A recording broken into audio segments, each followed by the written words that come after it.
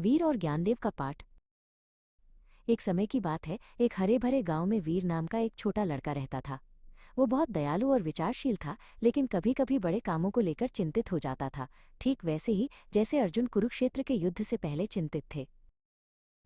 एक दिन गांव के मुखिया ने वीर को एक महत्वपूर्ण काम सौंपा। गांव के लिए दूर के झरने से साफ पानी लाना था। ये एक लंबा और कठिन रास्ता था, और वीर को लगा कि ये एक बहुत बड़ी चुनौती है। वीर रास्ते के किनारे बैठ गया, उसका मन भारी था।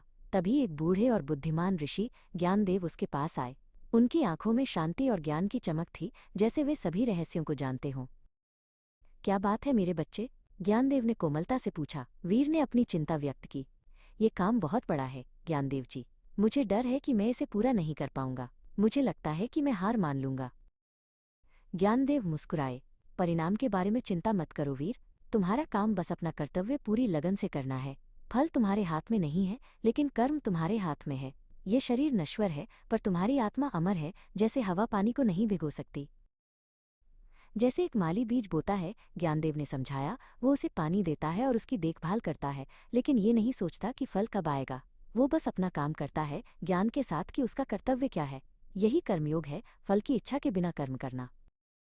अपने मन को शांत रखो वीर, ज्ञानदेव ने कहा। मन को नियंत्रित करना सीखो, क्योंकि ये तुम्हारा सबसे अच्छा मित्र भी हो सकता है और सबसे बड़ा शत्रु भी। और याद रखो, ये सारा संसार ईश्वर की ही अभिव्यक्ति है। हर कण में वही शक्ति है।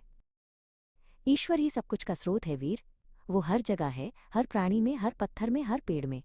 जब तुम ये जान जाते हो, तो तुम्हारा हर काम एक प्रार्थना बन जाता है और तुम कभी अकेले महसूस नहीं करते। भक्ति से भरा हृदय सबसे शक्तिशाली होता है, ज्ञानदेव ने जारी रखा। ईश्वर के प्रति सच्चा प्रेम और विश्वास रखो। ये शरीर केवल एक वाहन है, जबकि तुम स्वयं आत्मा हो जो इस शरीर को चलाती है। इस भेद को समझो। ये संसार 3 गुणों से बना है, सत्व ज्ञान और शांति, रजस कर्म और जुनून, और तमस अज्ञान और आलस्य। इनसे ऊपर उठकर तुम सर्वोच्च पुरुषोत्तम को जान सकते हो, जो इन सबसे परे है। अच्छे गुणों को अपनाओ, वीर, निडरता, पवित्रता, दान, दया। अपनी श्रद्धा को सही दिशा में रखो और अंत में सब कुछ ईश्वर को समर्पित कर दो। यही सच्ची मुक्ति है, सभी चिंताओं से मुक्ति।